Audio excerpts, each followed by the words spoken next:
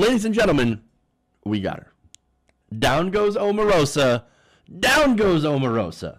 According to The Hill, senior White House aide Omarosa Manigault Newman, the former star of the initial season of The Apprentice and longtime supporter of President Trump, is leaving the White House next month. She is out. Her resignation is effective January 20th, according to White House Press Secretary Sarah Huckabee Sanders, telling the Associated Press. Now, Manigault Newman apparently serves as Director of Communications for the White House Office of Public Liaison, a position that means little to nothing. Again, I don't know what she's actually there to do, because she has done literally nothing. Again, the last time I talked about Omarosa was to try to determine what the hell she was actually doing in the White House, what she was paid to do in the White House. This was not a free volunteer position. This was a paid West Wing position. Now, in my search, I've still not figured it out, and I'm not alone. Nobody could figure it out.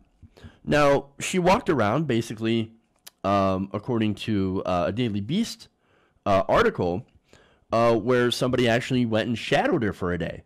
And all she did was talk to different advisors and occasionally would come out and criticize other black people, like the Congressional Black Caucus. Wow. This is a paid position, right? Oh, and one more thing. She also planned a wedding while she was on the job. Elena Plott wrote about this in the Daily Beast after following her around. And when she tried to do a second, interview with her, or to actually follow her around again for another day, she was ghosted. I love it. Now she writes, quote, "Ultimately, in my quest to better understand what exactly Omarosa does each day, I learned little more than the fact that she was getting married."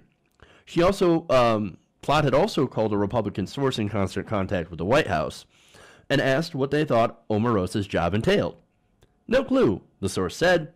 "I told the source about our whirlwind of a morning, and they replied, 'Wait, Hope Hicks let you follow Omarosa around?' No, I hadn't spoken with Hope, who now serves formally as a White House communications director.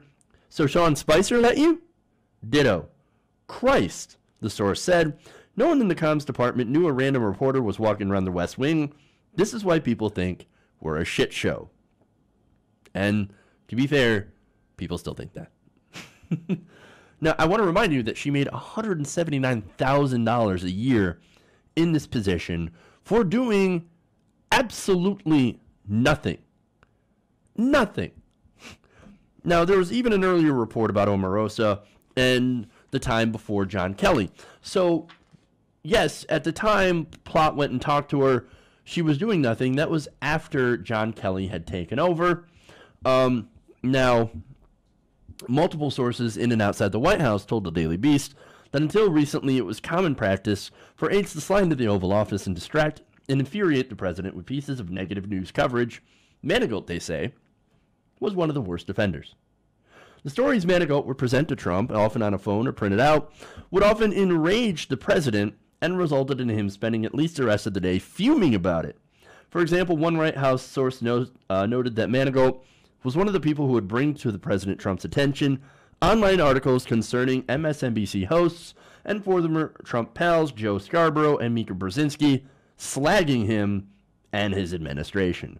So that's what she did for a while. John Kelly came in and he said, "Okay, we're going to put a stop to that," after he took over as chief of staff, as Reince Priebus went the fuck out the door to go drink Bailey's on his cereal. One White House source said of this transition, quote, "She's not happy about it. She has a bond that goes back years with Trump and resents being cut off like everyone has."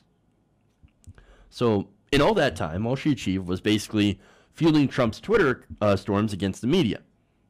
And when that was put a stop to, she basically had nothing else to do. Because she had no job, all she was doing is she was basically being rewarded for being President Trump's friend. That's it. So why is she going then? I mean, it's a perfect job, right? You go in, you get paid, you do nothing. What's not to like about it?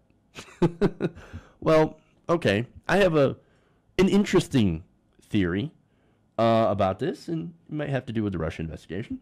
I think the entire White House is falling apart from the inside out.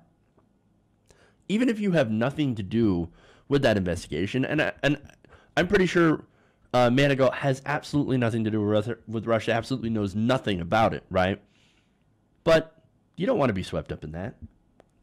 Or there's another theory, and that's John Kelly finally got his way and forced her out because, again, she was literally doing nothing.